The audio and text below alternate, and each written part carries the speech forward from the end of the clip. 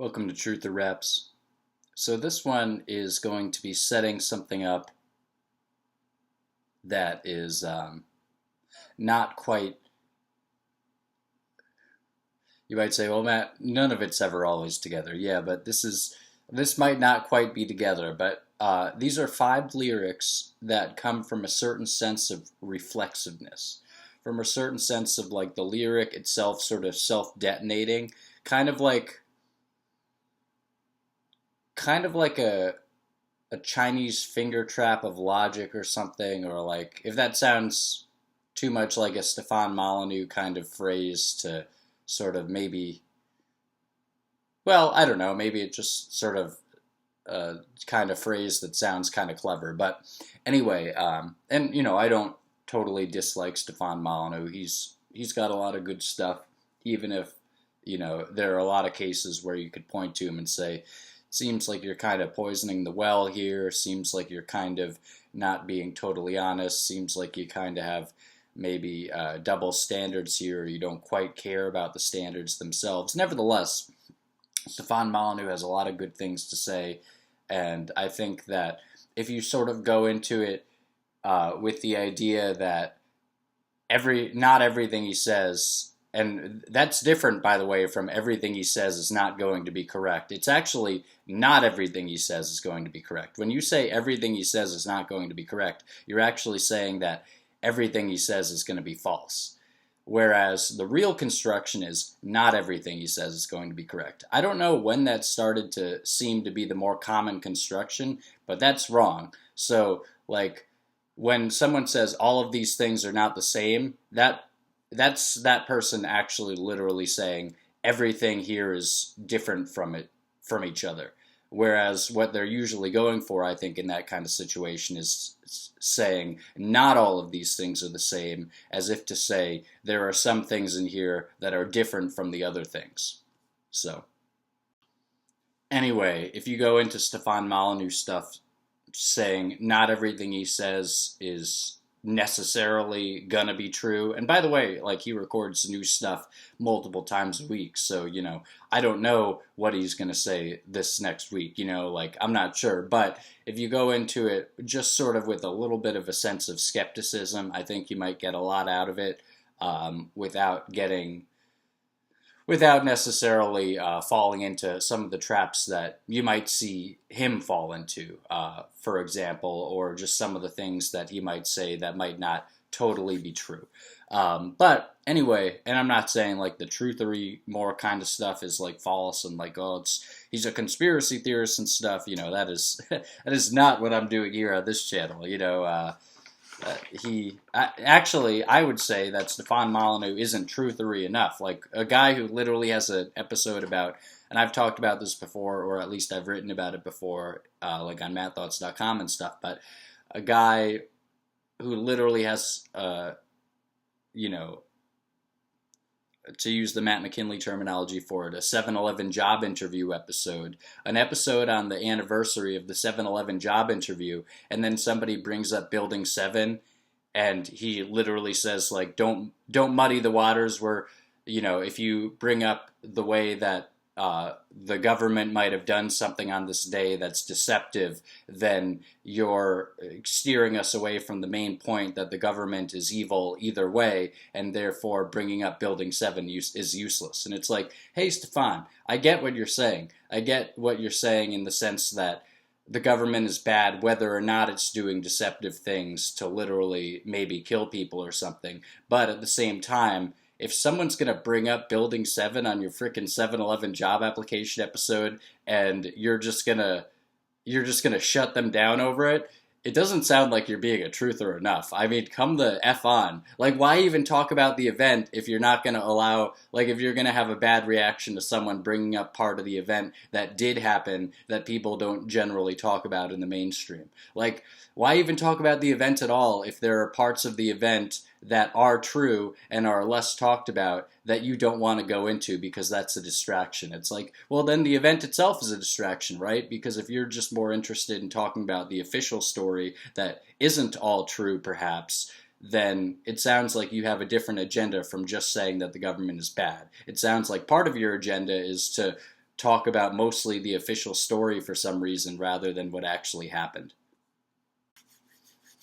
And by the way, that's not just like that is not the type of content that I usually criticize Stefan Molyneux for. Like that's not the type of thing. I certainly do criticize him for doing something like that. I think it was like the 2021 or yeah, I think it might have been the 2021 um, episode of the 2021 September dot 11 dot 2021 episode, or whatever would have been commemorating that date, whenever he actually did the episode. But I think it was on the date that year. But I think it was 2021. It might have been 2022. But I actually talk about it and I link to it in mattthoughts.com. So if you search Molyneux or Tower 7 or, whatever on mattthoughts.com, you may find it. But yeah, that's like a glaring example of like, oh shit, like this guy's literally like he's supposed to be like a truth teller and he's supposed to be a guy who's not super mainstream and he's literally like telling someone off for bringing up part of the story that the government lied about.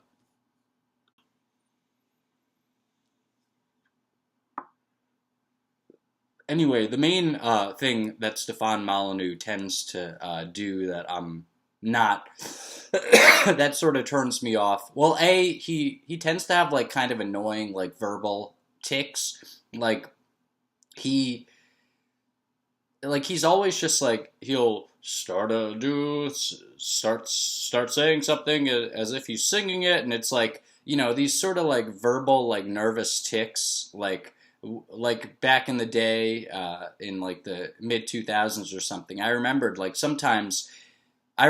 seeing other people do this and even doing it myself. It was sort of like a weird cultural hypnosis or something. But sometimes, like, if you felt a little nervous or, like, if you felt a little shy or a little standoffish, then you'd say something, you'd use the Spanish word for something instead of the English word. So it's like, how many copies of this questionable material would you like to buy at, behind the counter at like an FHM magazine or something at a 7-Eleven, as if you'd buy more than one. But this is just like an example that doesn't really pan out, but it sort of has the spirit of an example. Like, how many X's of things that you're kind of uncomfortable with would you like to buy? And it's like, uno, like you say something that's as if you're masking your own language because your original language is English, and then you say it in another language, so it's like, in a sense, it's not really you.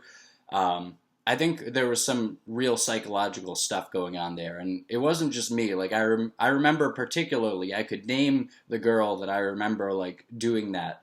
The girl whom I remember doing that specifically, and I think she did like sort of as a kind of a pattern. I think she also like was a little better at Spanish or like seemed to be a little more interested in it than other people, but nevertheless, you might say, well, that's the entire point. And it's like, no, I think what people really did was like mask what they were saying. Or, for example, like when people today call someone like, they call their dog their doggo, or they call their kid their kiddo even. And even kid is sort of a euphemism for child, as Alan Watt talks about. But it's like, when you call your dog your doggo, for some reason, like, you're so non-confrontational and probably so brainwashed by the media to just not say anything at all that you're, in some sense, on some level, you're afraid of saying your dog. Like, it sounds a little too forward of you to just use the word dog, so you say doggo to kind of soften it. And of course, that gets into the Spanish thing and perhaps into the thing of like using someone else's language. Of course, doggo isn't the word for dog in Spanish, but it sounds like someone who is trying to make something sound Spanish rather than English, using that construction to do it. Like a doggo, like a phono, a computero. It's like, no, it's actually, I think it's a perro in Spanish, but nevertheless, what you're doing is you're reaching into another language to I think in some sense to hide some of your, or to sort of shield yourself from some of the consequences of what you're doing. Like not really, like it wouldn't logically shield you from anything, and it doesn't seem like there really are consequences, but in some sense you're afraid of something and you're sort of taking a word that's in English and putting it into a slightly different language, so you're kind of saying that word a little less, and you're not saying dog, you're saying doggo, and it's like you're like uncomfortable about having a dog. Actually, I have seen women say that a lot more recently, and it might be women, to get more into a Stefan Molyneux territory with it, it might be women who are uncomfortable about perhaps in some sense trading having children for just having a dog and doing other stuff. So when they talk about their dog, they're actually uncomfortable because in some sense they feel, and I think this may be conscious or maybe subconscious or maybe it's not the case, but I think it might be, from like the sort of woman that I'm picturing who would say doggo, she seems like sort of more approaching 30s, maybe after 30s, maybe even approaching 40s kind of person.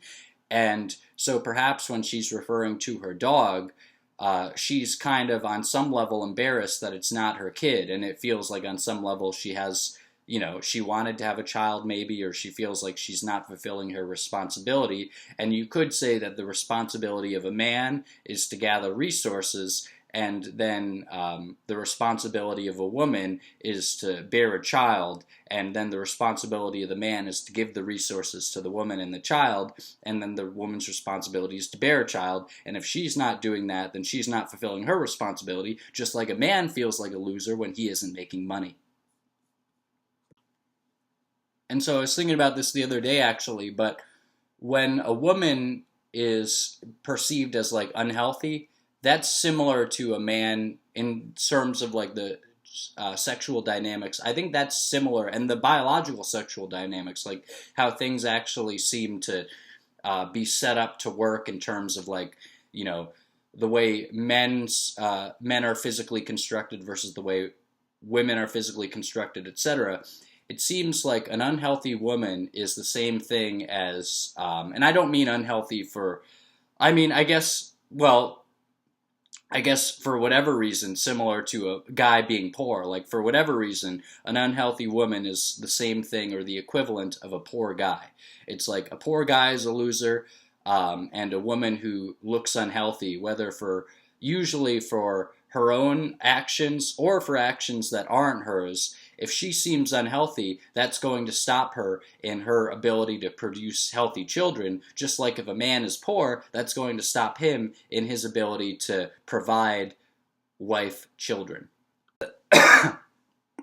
Anyway, that's my talk for the day, and I think that was actually really good stuff, but here are the rap lines. Okay, so the first one. I love this one. I think the second I heard it, not only did I realize, like, it clicked for me right away, and it's a really great line. I think it's from the first Music to Be Murdered by Eminem. Actually, let's pause this, because I do have this album in physical copy. And I have 3 albums in physical copy. I'll even bring out another one to give you a sense of, whatever. So hold on, visual aid's coming now. Okay, so I actually have visual aids for this. So this is an album that I have in physical copy. I stopped buying, I have bought every Eminem album, as far as I know.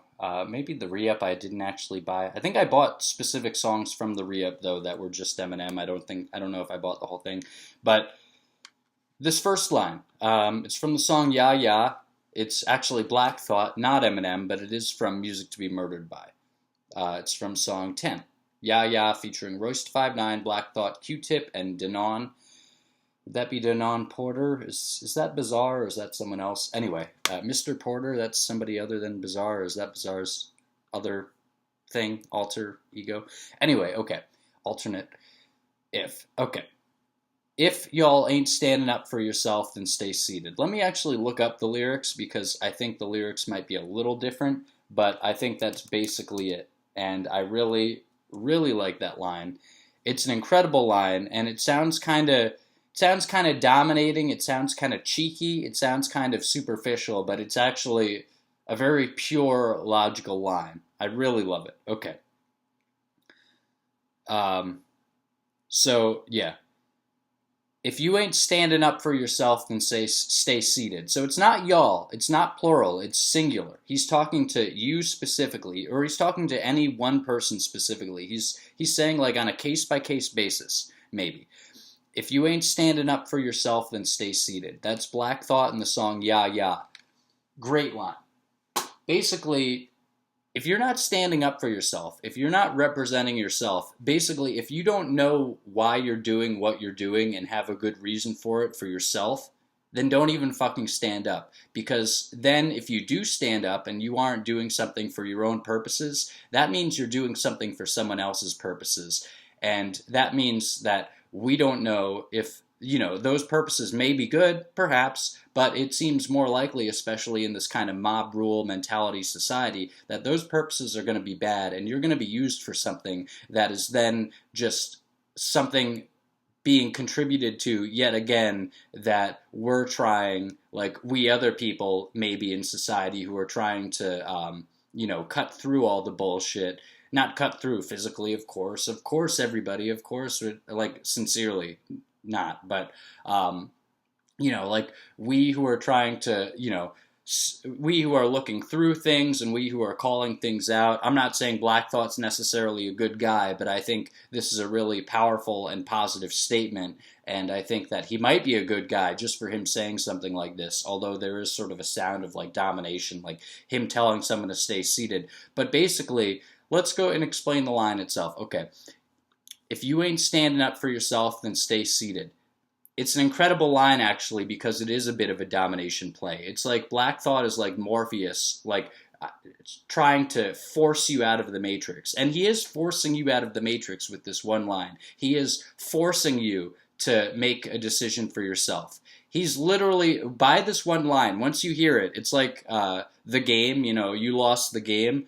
Maybe some people lost the game now. It was something like, particularly in like the preteen, teenage, adolescence period. You don't want to say teenager because that sort of makes kids who are younger than the age of 18, but perhaps 13 or older or something, seem like adults, which Alan Watts says is sort of the purpose for calling kids teenagers. So I don't really want to use that because then it makes them seem like a separate category from kids. And so there might be some dark stuff going on there. But in any case, back when I was a kid, we used to play this game where basically if you thought the game was to not think of the game. And if you thought of the game, you lost the game. But then once you weren't thinking about the game, you were winning the game. And you were winning the game exactly up until the point of when you thought of the game again. And so some of my friends would often say, the ones who did this, they'd say, "Oh, I lost the game." And then you'd hear like the two or three other friends in the room say, "Oh, fuck you," because then they brought up the game. Then these people also thought of the game. So you could detonate a whole room in terms of like losing the game. Again, I don't mean physically, please. I hope that you understand by now that I'm talking about these fucking rap lyrics. Like, I speak in metaphorical ways. I tend to say things symbolically, and so if I say you detonate a whole room, just like if most other people say that in a certain given figurative context, I'm not meaning something violent. But in any case, that you could set off a whole room to all lose the game at once. If you're all playing the game and you're all winning the game, and then somebody thinks of it and they say, "Oh, I lost the game," or perhaps they're saying it kind of facetiously and they went into that situation thinking, "I'm gonna make everyone else in the room lose the game." So it's not actually like, oh, a surprise, oh, I lost the game. It's like they had already lost the game because they were still thinking about it and they were intending to drag everyone else down with them. But anyway, Black Thought forces you with this line, if you ain't standing up for yourself, then stay seated. He forces you to make a decision. He forces you to stand up for yourself with this one line. It's so incredible. If you ain't standing up for yourself, then stay seated. So, it's sort of like if you're not standing up for yourself, then you're not standing at all. So that's actually, I don't even think I've thought about that idea if we're going to approach it like that yet. If you're not standing up for yourself, then you're not standing. Well, you might be standing up for someone else, but the way he's phrasing it, if you're not standing up for yourself, then stay seated. Basically, he's saying, if you're not standing up for yourself, then you're seated anyway. You're just a member of the fucking audience. So if you're not standing up for yourself, you're not even playing the game anyway. But if you're not standing up for yourself specifically, like you're not standing up for yourself, not for somebody else, for you, then stay seated, because we don't need someone else standing up for someone else. But then, of course, the real brilliance of this line is that he's challenging you. Because if you're not standing up for yourself, then stay seated. That's what he's saying. But then if you do stand up and say, like, fuck you, Black Thought, no, I am going to stand up. It might not be me standing up for myself, but I am going to stand up. Then in a sense you still are standing up for yourself, because you're standing up in opposition to what Black Thought's telling you to do. And he's literally saying, if you're not standing up for yourself, then stay seated. He's literally telling you what to do. So for you to stand up after that, even if you're not maybe standing up for yourself originally, you're still standing up for yourself, because you're still going against what Black Thought is telling you to do, and therefore you are physically and also figuratively, literally standing up for yourself. So that's a motherfucking brilliant line. Now let's do 4 more. One should not assume the philosophy of David Hume is nothing more than a subjective conclusion. That's from Cannabis, Poet Laureate 2. One of the greatest rap songs of all time. All my people who explored a little bit of underground rap, like in their high school days or whatever, like you might remember Poet Laureate 2 going through your little friend group and everyone saying how incredible it was and how Poet Laureate 2 was like the best song of all time. If I were to make a top 5 rap songs of all time list, and perhaps I will, I think Poet Laureate 2 might be on it. I'm feeling 6 maybe. If I were to make a top 10, maybe it'd be like number 6 or something. But it's right there with songs like For All My N-Words and My B-Words by Snoop Dogg. And that's not a joke. I really do mean like that's one of the best songs. It's right up there with like maybe songs like that, or songs like Tasmanian Pain Coaster by LP, or songs even like Lose Yourself by Eminem. I think that song is so popular, people might forget that it's actually a really great song. Like, it is one of the most inspirational songs of all time. Like, Eminem deserved his fucking Oscar, maybe. But as much as anyone could deserve an Oscar with, the BS that they do. But still, they've highlighted some good stuff in the Academy Awards, whether by mistake or just by confluence of events or whatever. But anyway, Poet Laureate 2. Now, here is my visual aid for that, because I have not actually, I don't have a physical copy of any Cannabis album. Not to say I haven't paid for any Cannabis albums. For example, I bought For Whom the Beat Tolls, I think on like Amazon as like an MP3 or something, and that's actually a pretty good album as well, but this is from Rip the Jacker. I don't have the physical copy to show you of Rip the Jacker. I simply have Rip the Jacker, the songs for it on my computer. But I do have The Bridge in the Abyss, not The Thief and the Fallen. I think I have that in physical copy too. But I have The Bridge in the Abyss, or I might have thrown that one out. I still have both of them on my computer. But this is a latter era Jedi Mind Tricks album. Not latter era enough to have Just Allah on it again. Or maybe too far into the future to have Just Allah on it again. But either way, I think Cannabis, I think with the Horsemen and the Horsemen Enforcements mixtape or something, Cannabis rapped with at least somebody that had rapped with Jedi Mind Tricks or something. So it's actually kind of interesting, because unless you're pulling out like an LL Cool J album or like a Wyclef Jean album or something, Cannabis, it's kind of difficult to pull out an album with someone that Cannabis like is known to rap with, because Cannabis kind of is just like his own guy. He's like the David Goggins of fucking rap. Actually, that's interesting. Really, like, if rapper were poet, if rapper were motivational speaker, semi-right wing guy on YouTube, Cannabis would be David Goggins. And that's coffee. But anyway, this is a visual aid for Cannabis, even though it's not Cannabis, it's Jedi Mind Tricks. But it's like the closest thing I have. By the way, how fucking cool is this? This is one of my just favorite visual images of all time.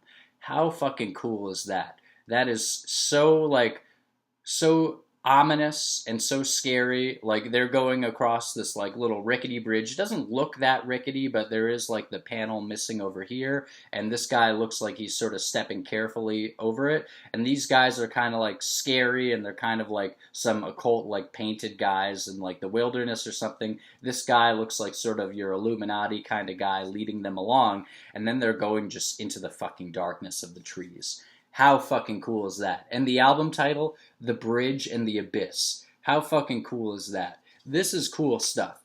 Is this album one of the best Jedi Mind Tricks albums? No, not really. As with a lot of other latter-day Jedi Mind Tricks albums, you know, it's somewhat questionable. Oh, wait.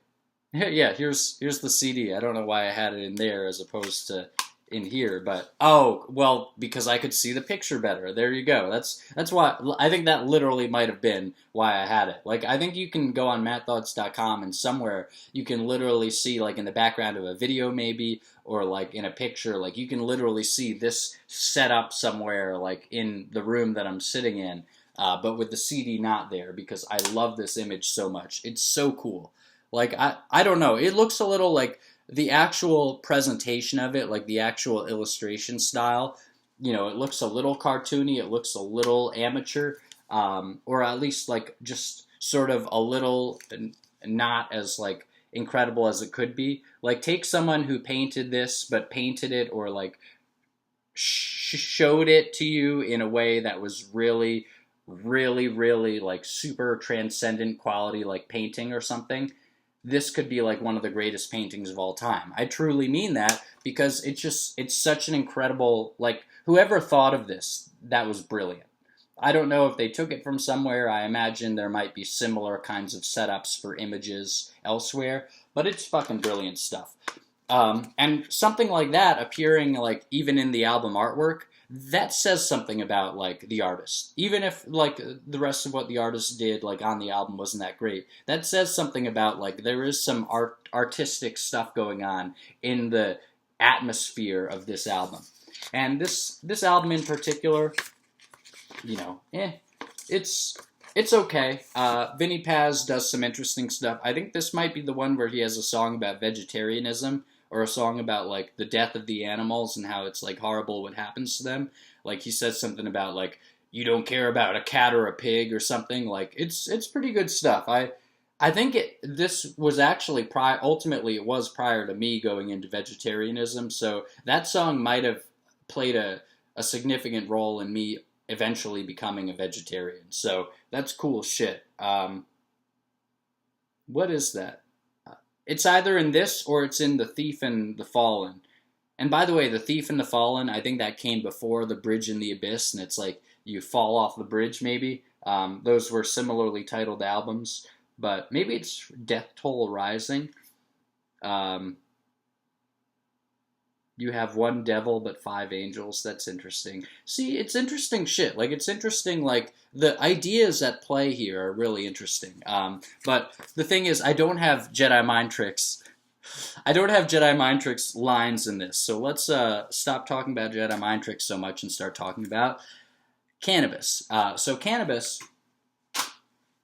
has a great line here. And I still haven't looked into David Hume's work enough. He was a philosopher to really know what he means. Actually, the more I looked into it, the more it seemed like what I thought about this line wasn't what the line was about or wasn't what David Hume would have been talking about. But in any case, one should not assume the philosophy of David Hume is nothing more than subjective conclusion. To me, that always came off like having not really known who David Hume was, it always sort of came off like I sort of kind of assumed that David Hume's philosophy was about saying that things are subjective and stuff, and so Cannabis was saying, so one should not assume that the philosophy of David Hume is nothing more than a subjective conclusion, basically saying, even if this guy is saying that everything is sort of subjective, that doesn't mean that it's not true, and that doesn't mean that that's not an objective statement. Perhaps it could be an objective statement that everything is subjective, and that's where the objectivity ends. Okay, now here's one from the same song by Cannabis. It's an amazing song. It's full of stuff like this, or at least it's full of good stuff. But here's another one that works in a similar way from Poet Laureate 2 by Cannabis. Why would I argue with my own conscience over the truth? That's like me telling myself, don't tell me what to do. Perfect. Why would I argue? That's sort of the golden rule laid out, or like that's sort of like a philosophical statement in itself. In fact, I would go so far as to say that might be sort of like a categorical imperative kind of thing, or something that really like keeps you from doing wrong if you follow it. Like it's a really good thing to live by. Why would I argue? And of course, you want to have discernment. You know, you might think some impulse is your conscience, and it's actually just an impulse to do something else. You know, it might not be the still silent voice, or the still small voice, rather. But he's saying here, why? Why would I argue with my own conscience over the truth? That's like me telling myself, don't tell me what to do. So your conscience is working for you. People look at their conscience, especially like if you're maybe less likely to follow your conscience, you're less in the habit of like doing the right thing or whatever, or being honest, which I think might be the foundation of all doing the right things. So the less honest you are, likely the less right things you're doing anyway. But really, like, people might look at their conscience as an enemy. They might look at Jiminy Cricket as, like, you know, to take him symbolically, him or them, they might look at Jiminy Cricket and say, if you're telling me what to do, that's bad. And, or like, that's really putting a cramp in my style. If you're saying that, like, I don't want you to do that. Like, don't tell me what to do. And it's like, but your conscience, or the symbolic Jiminy Cricket from Pinocchio, I think it was, they're there to tell you the right way. They're like the leaders on your path. Like, your conscience is sort of like a compass. You don't argue with your compass. Like, if you go the wrong way in the forest or something, or a way in the forest that is farther away from, or gets you farther away maybe, or gets you into a place that's tougher to get to where you wanted to go from, and you look at your compass and your compass is telling you something you don't like, it's not like your compass isn't the bad guy, and your compass also, it's not really imposing anything on you. The only imposition there is that your compass is giving you information saying you're off the right path. And also, in a sense, your conscience is coming like from within or something. Like, you might say, like, well, if my conscience is sort of more of a measure of something, then, and I might go against that measure, then perhaps my conscience isn't totally one in one with me. And it's like, well, maybe that might be the case, but your conscience is sort of like on your side. Like, it's like, like you might say, like, it might not be the case that anyone else is listening to your conscience. Like, you're getting those signals maybe, and maybe only you. So why would you argue with your own conscience, over what not to do, or over the truth, rather? That's like you telling yourself, don't tell me what to do. Myself. Anyway, that's a great line, and that's a great helpful line. Like, similar to the if you ain't standing up for yourself, then stay seated thing. It's a very helpful line because it sort of pushes the issue. It as T.S. Eliot said, I think, or something like this, in the Love Song of J. Alfred Prufrock, great poem, by the way, as he said there, shall I push the situation to its crisis? These two lines are pushing the situation to its crisis. If you ain't standing up for yourself, then stay seated. They're pushing you to a crisis there. Why would I argue with my own conscience over the truth? Not even over what I should do or what's better or worse, over the truth. The truth is the truth. Anything else might be like, you know, you might do something, you might do something else, but the truth is the truth. A equals A. And, you know, all you fucking assholes who are saying, oh, you know, the truth, you might have your truth or his truth or whatever. If something is true for you, like if you're feeling something, it is true that you're feeling that thing. If you had a dream last night, to use a Stefan Molyneux example of something unverifiable, if you had a dream last night truly, then you truly did have that dream. It is true that you had the dream. But maybe you didn't have the dream, and if you didn't have the dream, then it is not true that you had the dream. But there is no subjective truth. There is no your truth. There is no my truth. It is either the truth or not. I either did something or I didn't. I either felt something or I didn't. You felt something or you didn't. You did something or you didn't. You want something, whatever wanting really is, or you don't. The truth is the truth. Anyway, so it's that line sort of pushes you to the crisis of the moment by saying, "Why would I argue with my own conscience over the truth?" That's like me telling myself, "Don't tell me what to do." You are being pushed by that line basically to say, basically he's putting you in a position where it's like, if you're trying to go against like the still small voice, then you might be arguing with your own conscience over the truth or whatever you want to call it, and thus I would say it you might be, I would say, in this if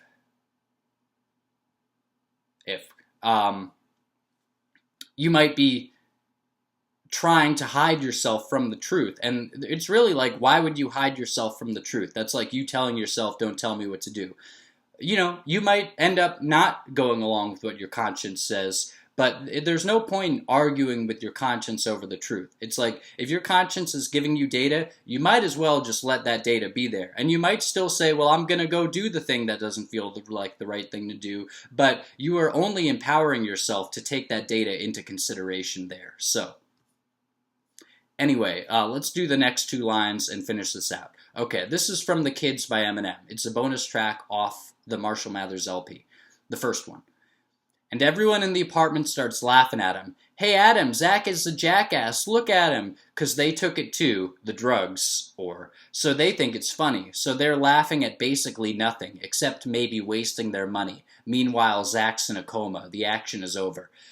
I love that. That's a great line. Maybe it's not quite as deep as it sounds, because like they're laughing at basically nothing except wasting their money. I'm not sure exactly how that fits in, because them laughing at someone who did the same drugs they did, who's having a different reaction from them, that's not necessarily them laughing about wasting their money, because maybe they're having a good time on the drugs. Maybe they didn't waste their money in a certain sense, or according to them, or maybe they didn't in this. But if you want to look at this in a certain way, it's like them laughing at someone else for having a reaction to a drug, since they all did the same drug, they're basically laughing at nothing because they all did the drug. So, or at least maybe the most that they could be laughing at him for is him not responding to the drug in a way that they're responding to the drug. But they still all did the drug, so they're basically just laughing at someone else for having a reaction to that they did too. They.